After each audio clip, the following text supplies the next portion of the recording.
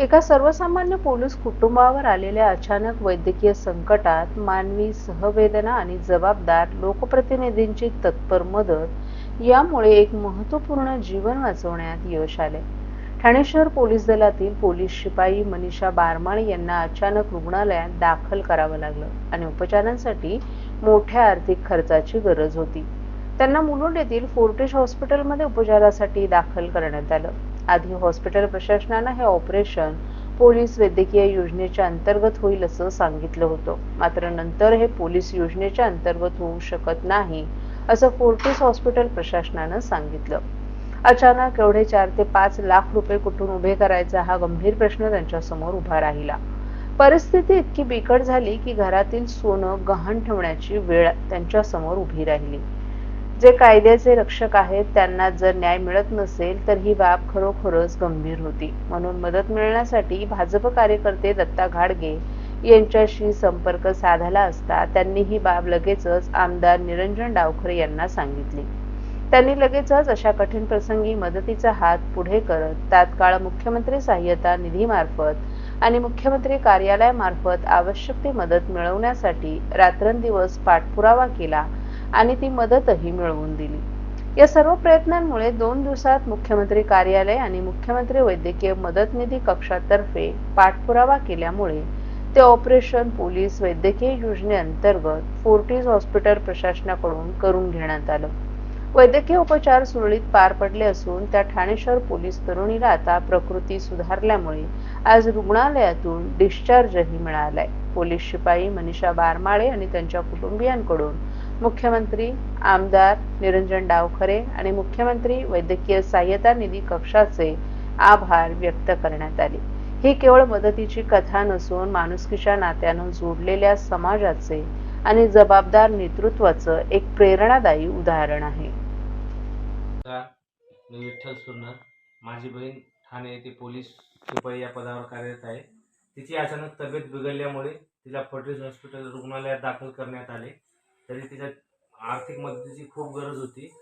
त्यामुळे ठाण्याचे आमदार माननीय निरंजन डावखरे साहेब यांनी CM ऑफिसचे वैद्यकीय सहाय्यता अधिकारी यांच्याशी संपर्क साधून व या दोघांचा समन्वय साधण्याचा प्रयत्न दत्ताजी घाडगे साहेब या दोघांनी खूप मदत केली तिघांनी.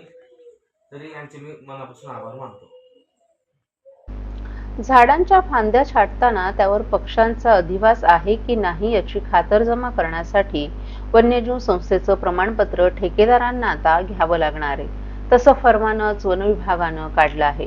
घोडबंदर मधील ऋतू एन्क्लोज सोसायटीच्या आवारात बेदरकारपणे झाडांची छाटणी केल्यानं तब्बल 70 पक्ष्यांचा मृत्यू झाला होता. या घटनेनंतर वन विभाग आणि पालिकेचं वृक्ष प्राधिकरण विभाग सतर्क झाले. घोडबंदरच्या आनंदनगर परिसरात ऋतू एन्क्लेव्ह सोसायटीच्या आवारात खासगी ठेकेदाराकडून गुरुवारी झाडांची छाटणी सुरू होती. या छाटणी दरम्यान शेकडो पक्ष्यांची घरटी खाली पडली, अंडी फुटली आणि त्यात 70हून अधिक पक्ष्यांना आपला जीव गमवावा लागला. तर 28 पक्षी जखमी झाले. त्यापैकी 5 पक्षी दुसऱ्या दिवशी दगावले. यामध्ये बगळे आणि कावळ्यांचाही समावेश होता. या प्रकरणी झाडांची छाटणी करणाऱ्या खासगी ठेकेदार आणि ऋतू एन्क्लेव्ह सोसायटीचे सचिव यांच्यावर गुन्हा दाखल करण्यात आला असून त्यांचे जबाब नोंदवले आहेत. त्यांना नोटीस बजावली असून पुढील कार्यवाही सुरू असल्याची माहिती वन अधिकाऱ्यांनी दिली आहे. ही घटना अत्यंत दुर्दैवी असून भविष्यात अशा पद्धतीनं झाडांची छाटणी करताना आजूबाजूच्या परिसरातील वन्यजीव संस्था अथवा पर्यावरण प्रेमींचं ना हरकत प्रमाणपत्र सादर करावं. त्यानंतरच वृक्ष छाटणी करण्याची परवानगी संबंधितांना दिली जाईल. याबाबत ठाणे महापालिकेच्या वृक्ष प्राधिकरण विभागाशी ही चर्चा सुरू. येऊर हे निसर्गरम्य ठिकाण आहे. ठाण्याला हे वरदान आहे, ते सांभाळणं आवश्यक आहे. परंतु येऊरमधील 75 एकर जमिनी ताब्यात घेण्यात आल्या आहेत. येऊरमध्ये आदिवासींचा हक्क आहे, परंतु त्यांना मारून त्यांच्या जमिनी कब्जात घेतल्या जात आहेत. आता येथे राजमहाल उभे राहत आहेत. वन विभाग, महापालिका काय करत आहे असा गंभीर सवाल राष्ट्रवादी शरद पवार गटाचे आमदार जितेंद्र आव्हाड यांनी उपस्थित केलाय. आव्हाड यांनी येऊरमध्ये जाऊन एका मोठ्या बांधकामाची देखील पाहणी केली. ठाण्यातील एक बांधकाम व्यावसायिक येथे बंगला बांधत असल्याचा आरोपही त्यांनी केलाय. संजय गांधी राष्ट्रीय उद्यानात येऊर वन परिक्षेत्र आहे. या भागात जैवविविधता आहे, परंतु गेल्या काही वर्षांमध्ये या भागात मोठ्या प्रमाणात बेकायदेशीररित्या ढाबे, हॉटेल उभे राहिलेत. काही राजकीय पक्षांच्या नेत्यांनी येथे बंगले देखील उभे केलेत. येऊरच्या जंगलात मध्यरात्री होणाऱ्या पार्ट्यांचाही मुद्दा ऐरणीवर आला होता. येथे मद्याच्या पार्ट्या देखील केल्या जातात, परंतु प्रशासनाकडून कारवाई होत नसल्यानं अनेकदा आदिवासी आणि पर्यावरणवादी कार्यकर्त्यांनी आंदोलनं देखील केली आहेत. त्यामुळं येऊरच्या जंगलातील राजाश्रयाचा मुद्दा ऐरणीवर आला होता. काल आमदार जितेंद्र आव्हाड यांनी थेट येऊरच्या जंगलात अनधिकृत बांधकामांची पाहणी करून प्रशासनावर टीका केली आहे. येऊरचं निसर्ग सौंदर्य नष्ट होत आहे. सुमारे 75 एकर वनजमीन खाजगी लोकांनी ताब्यात घेतल्यात. काही ठिकाणी आदिवासी राहत असताना त्यांना मारून त्यांच्या जमिनींचा ताबा घेण्यात आलाय. वनजमिनीवर आता राजमहल उभे राहायला लागलेत. कायदा मानायचा नाही ही कोणती पद्धत आहे? ठाणे महापालिका गरिबांची बांधकामं तोडत आहे, परंतु मग हे त्यांना दिसत नाही का, असा सवालही आव्हाड यांनी महापालिकेवर उपस्थित केलाय. येऊरमध्ये निर्मल सोळंकी नावाचा व्यक्ती गुंड घेऊन येतो आणि आदिवासींना बाहेर काढून जमिनींचा कब्जा घेतो, असाही त्यांनी आरोप केलाय. पूर्वी येऊरच्या रस्त्यावर बिबटे फिरायचे, आता बिबटे दिसत नाहीत. येथे लॉन्स उभारण्यात आले आहेत. तेथे विवाहासाठी परवानगी कशी दिली जाते, असंही आव्हाड यांनी विचारलं.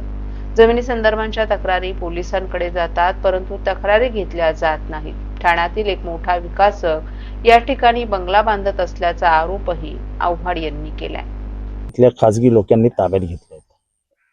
काही ठिकाणी आदिवासींच्या जमिनी आदिवासी राहत असताना त्यांना मारून बाहेर काढून त्यांच्या जमिनीचा ताबा घेतला. ह्याची तक्रार झाली पोलिसांनी. पोलिसांनी तक्रार घेतली नाही. शेवटी शेड्यूल ट्राईब कमिशनकडे तक्रार झाली केंद्रांच्या, आणि केंद्राने आता पत्र पाठवून ह्याची दखल घेतलेली आहे. आता वनजमिनीवरती ताबा घेऊन त्याच्यावरती बंगला बांधण्याचं काम चालू आहे. आता एक एक बंगला साधारण 1000 square feet, 1500 square feet, 2000 square feet पर्यंत ठीक आहे. राजमहल उभे राहायला लागले तर मग कशाला काय अर्थ आहे? आमचं पहिल्यापासून आहे की येऊरचं निसर्ग सौंदर्य नष्ट होऊ देऊ नका. झाडं लावा, प्रचंड मोठी मोठी झाडं येऊ द्या, हिरवळ होऊ द्या. पण ही कुठली पद्धत आहे? कायदा मानायचाच नाही, बरोबर नाही.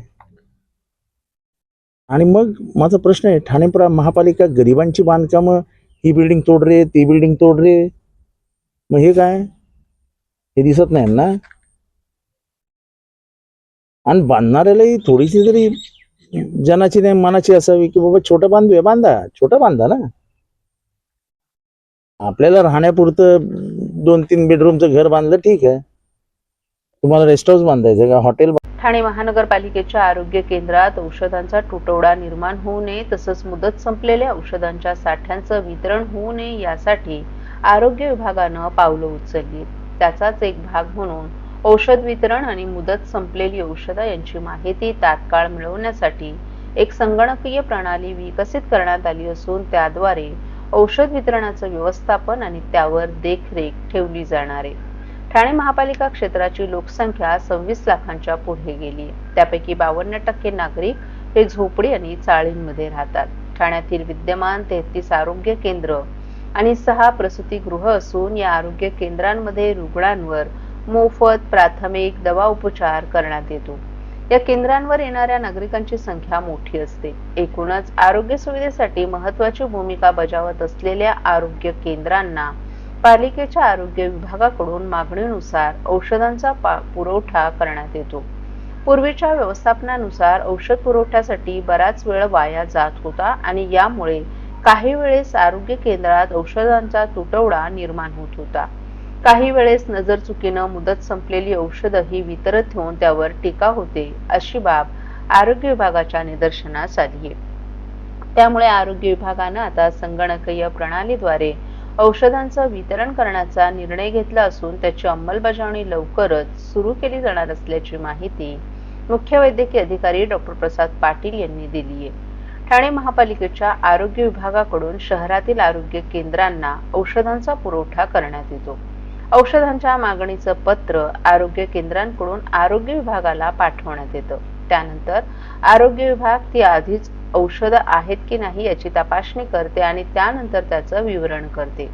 मात्र या प्रक्रियेत 2 ते 3 दिवस जातात. त्यामुळे आरोग्य केंद्रात काही वेळेस तुटवडा निर्माण होतो. तसंच काही वेळेस आरोग्य केंद्राकडून औषधांचा तुटवडा निर्माण होऊ नये यासाठी औषध साठा असतानाही त्याची मागणी केली जाते.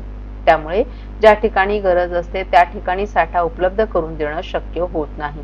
तसंच औषधांचं किती वाटप झालं याची नोंद रजिस्टरवर केली जाते. त्यामुळे रजिस्टर तपासल्याशिवाय औषध साठ्याच्या वितरणाची माहिती उपलब्ध होत नाही.